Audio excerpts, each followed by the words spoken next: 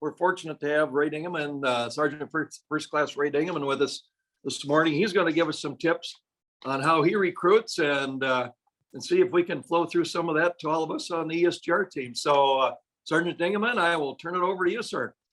Morning, everybody. Good morning. So I'm a recruiter. Please don't hold that against me. I always like to lead with that when I talk to people. This is my 14th year as a recruiter on production. So I've been doing this for a very long time. Currently within our Army National Guard, I'm the most senior recruiter we have. And I also serve as our state master trainer. So I help train all of our new recruiters. On the other side, I serve very heavily at my church in our kids area, and I have to recruit a whole team of volunteers to serve with me. So I think that to me probably catches my attention more for you as you're trying to find volunteers like I am, where paid wise, I'm trying to find people to join the National Guard. So things that I think of when I recruit is the first thing is, how are we supposed to tell them what we need if we simply can't get them on the phone, right? So I'm looking, it's really weird, like looking at different Zoom pictures. This is awesome. How many of you text people? Can I just like raise your hand if you text? Okay. How many of you just try to do phone calls and don't text? That's awesome. Okay. So when I think of like my newer recruiters, and mind you, with these guys, we're talking more like 18-ish-year-old. I'm assuming you're a little bit older than that trying to get ESGR volunteers, but it still applies to all ages, right? So when I send a text message, I'm very direct. It's very short and brief, because on a phone, like how many of you want to scroll to read an email or read a text message? It should be short and to the point.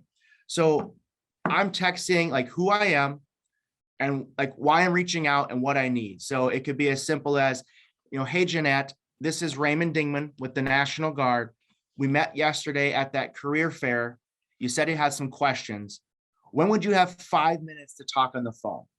Just very short and to the point. So, hey, Jeanette, I got your number from Paul. He said you'd be a good fit for ESGR.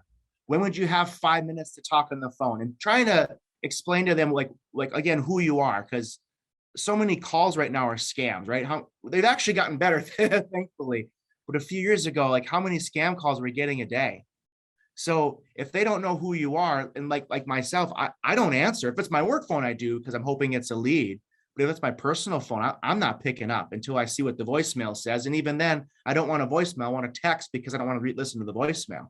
So those text messages, again, just your name is very important, because then you're not a robot, and use their name as well. So it's personal. And like, why are you reaching out and what are you wanting? But not like the whole like recruiting pitch. Just, I'd like 5 minutes to talk to you on the phone about volunteering for the ESGR. Does that make sense? Perfect. So now that we've got that text made, we've made the contact with them. Now we're on the phone, right? So when I think of my volunteers in the church setting, and those who are volunteering or are not volunteering, a lot of it, I think, is the time commitment. What are we asking of them? How long are we talking about? So even like for me as a recruiter, hey, this contract is either going to be 3 or 6, and then the rest up to 8 is going to be in the inactive part of it, right? Or as a prior service recruiter, hey, you're just doing a 3-year contract. That inactive time is done. You served your initial 8. They want to know what they're signing up for. What is the end date, Because if we don't explain that to them, well, then in their mind, they always go to the worst case scenario, and I'm never going to end this volunteer part with me. And then I think it helps being very clear with what you're asking of them to volunteer with. So, for as like an Army National Guard recruiter, like I'm not asking you to be an MP or to be a mechanic. I'm asking you like to serve in the capacity that you want to serve in. Is that as a cook or a mechanic or as an MP? Because we need all of those things. So what best fits your personality? So I think people look at us, and I'm assuming you guys volunteer a lot with ESGR, and I don't know if the average person wants to serve that much. So it's clarifying what that service looks like. So another one I think that's pretty important to think about is everyone's busy. And I was blown away when I was talking to some people about like, man, how come no one ever replies to my message, right? So like, I don't know about you guys, but if you look at your phones, do you have any like notifications, like unread emails, unread text messages, unread missed calls? So I always like to think of myself and put myself in their shoes when I'm processing, well, how come they're not replying to my text? Well, maybe they were sitting in a college class. Maybe they're sitting in a meeting just like this. Like I heard Delton, you had a couple of texts there earlier. So maybe you look at it real quick to see who it was and you put your phone down, but then you forget about it. And so realizing that if all we ever do is try to text them or call them at 10 a.m. on Monday, and they never answer, then after the second or third time, oh, they're not interested. Well, we've only tried that one time. So you have to try in the morning, you have to try in the afternoon, you have to try in the evening. And it caught me off guard. I thought it was rude. Maybe just resend it at 7 o'clock at night, especially when it's somebody that we were told wants us to reach out to them. Like they're not getting back to us, not trying to be rude. They just got a lot on their plate and everybody's busy. So back to my text of talking about 5 minutes on the phone, you got to be brief and to the point. No one, like, how many of you guys have a random hour today to sit there and talk to somebody? So I guess I don't know what else to go from there. Do you guys have any questions on those things? Like, what does this look like? Or I think, we were just talking, those of you who caught us talking, spent about 7 years in recruiting, and the time commitment is a big thing, because that's what we're seeing in Bismarck. People who have, I talk to you, Ray, about who chose to belong to ESGR. I don't use the term join. You can join something, but you don't benefit from it unless you actually belong to it. And the time commitment, when I was the director of the family program office, trying to recruit family readiness group leaders, they want that chunk, that they don't want to serve for 6 years, 5 years. They want to know what commitment they have in that year, whatever it is. And I was, try ESGR for 1 year. Come alongside us, we'll give you training. And so I think that time commitment with almost all across the nation is people want to volunteer, but they don't want long-term volunteers. They want to do it in little chunks and feel the need of it. Then they'll probably stay on once they realize it. And so that's something that we need to look at as well too. I've got about 10 names. I would encourage all of you to have a list. Just sit down when your mind is free and start listing people who you feel are like-minded with the ESGR. And then do like Ray did, is just start to text, call, coffee, whatever it is. And you have to ask. There's a lot of people out there, I didn't know I could volunteer. I didn't know, and so you got to ask. And that's the big thing. One of the things too, I think sometimes we have to do what I call is seize the moment. I kind of look around here a little bit, and I'll use Jody as an example, and she can maybe agree or disagree. But Jody works for an NDSU organization, and they were awarded a Patriot Award here, a couple of years ago, a year and a half ago, whenever it was. And as Jody was visiting on the phone that day, and I know Dave and Jeanette and I can't remember who else was part of the awards ceremony, but she mentioned her National Guard experience, and at that time she had recently retired. And I don't know, I think we just, even during the awards ceremony, Jody, but we just said, hey, you sound like a great opportunity to be a volunteer for us. And and we were very fortunate. She just kind of took that hint, maybe, or that, it wasn't a flippant comment on any of our part. It was intentional, because I think pretty obviously we could see she had some skills. And so Jody, I don't know if that's how you recall it. That's kind of how I recall it anyway. But it all started with your organization receiving an award, and you were there that day. Yes. Yeah, correct. And that, at that point it generated interest. I mean, obviously I knew about ESGR, but again, if someone hadn't reached out to me, I wouldn't have made that initial call to someone to find the Grand Forks point of contact.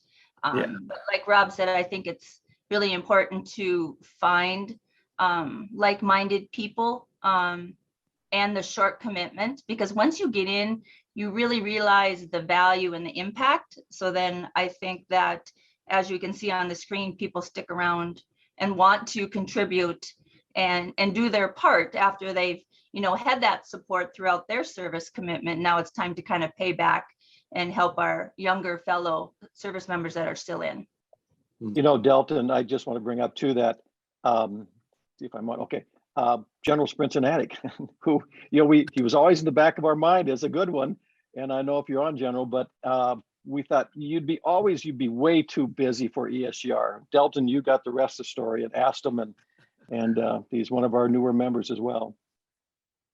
Well, Dave can elaborate on that. And but first of all, I've known General Sprincenatic for a number of years and served with him on the governor's military task force. And I was a little hesitant to kind of reach out to General Sprincenatic, just knowing that he's in demand. But we got connected because he and I were doing some.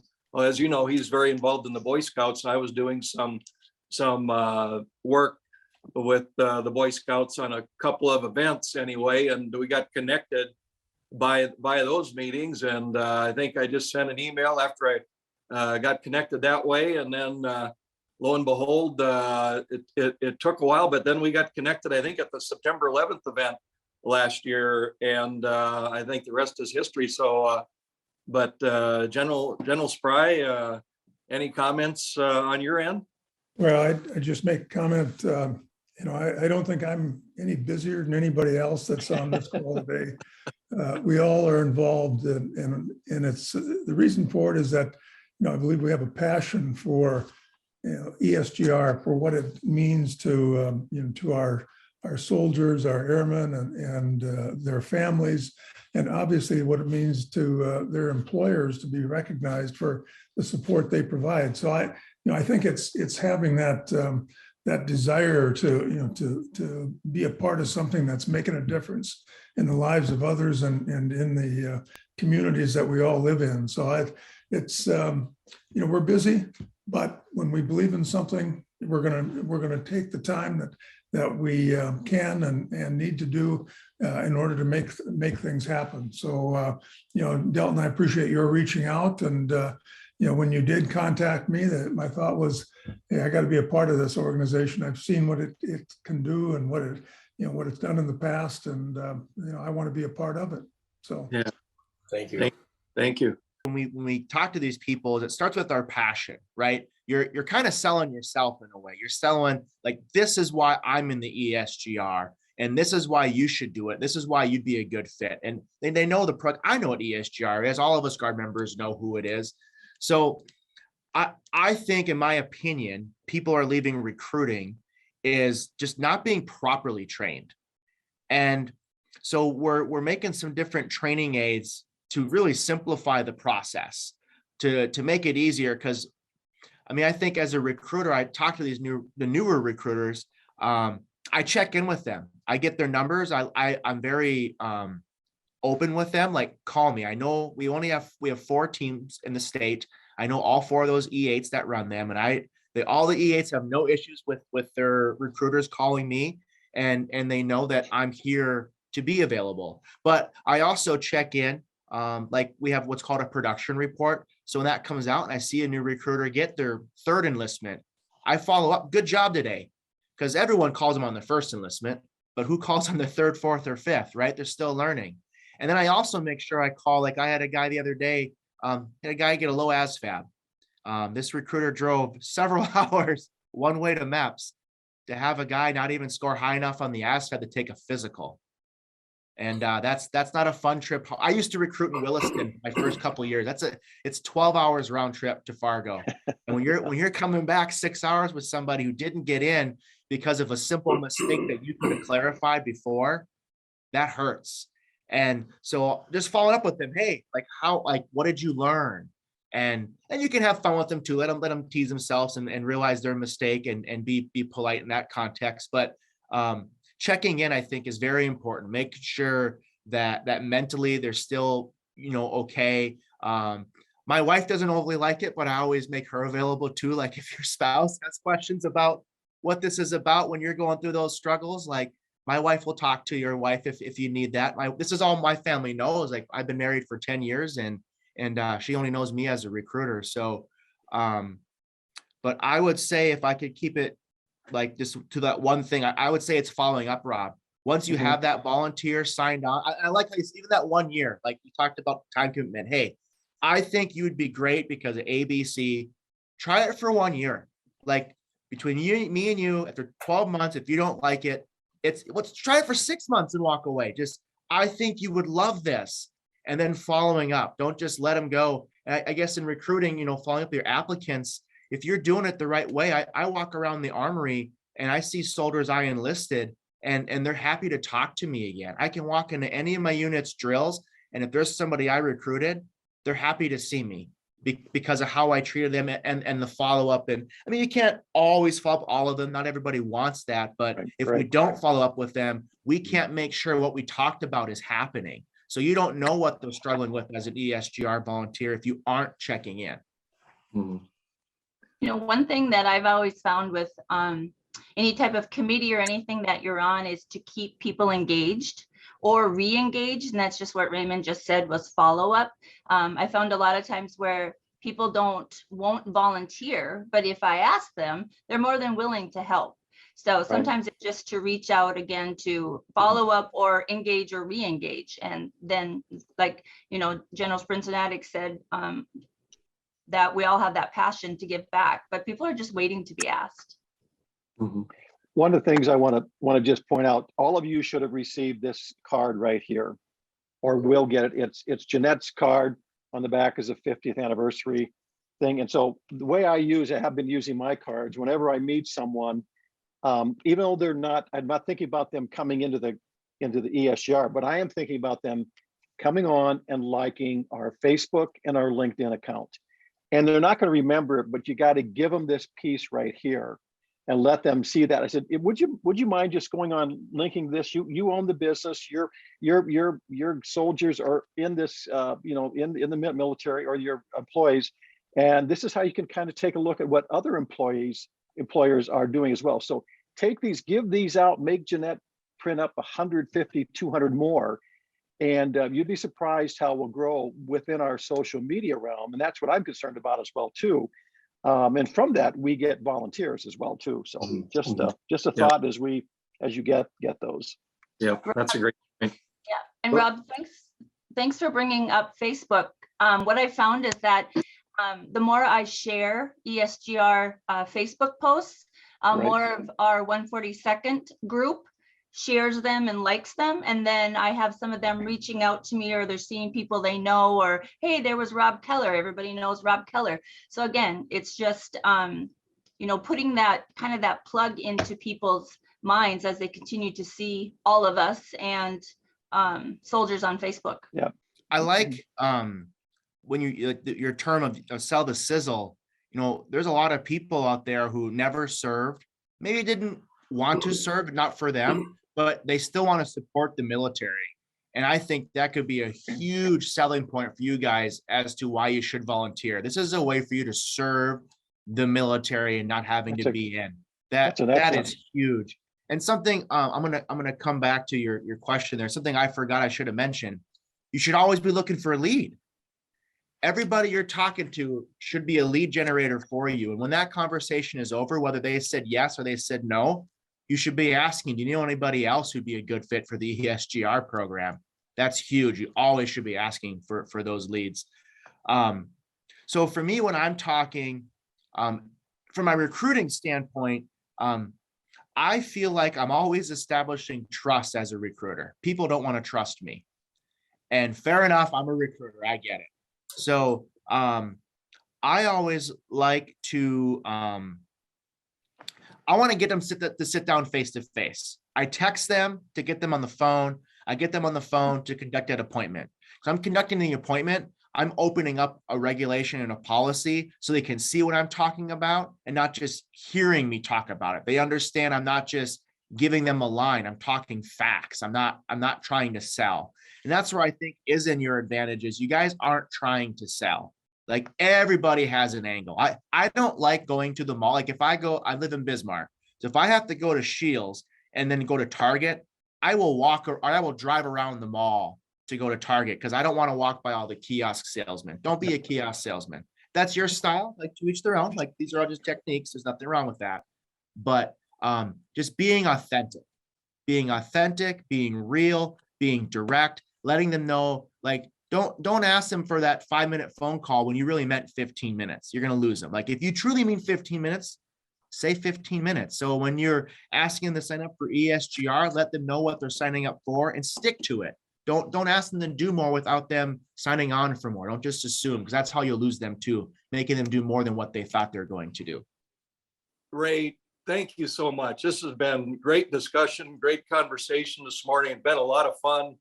And I want to thank you for taking the time and really doing a great job of giving us some pointers. I think I've got like 8 takeaways here.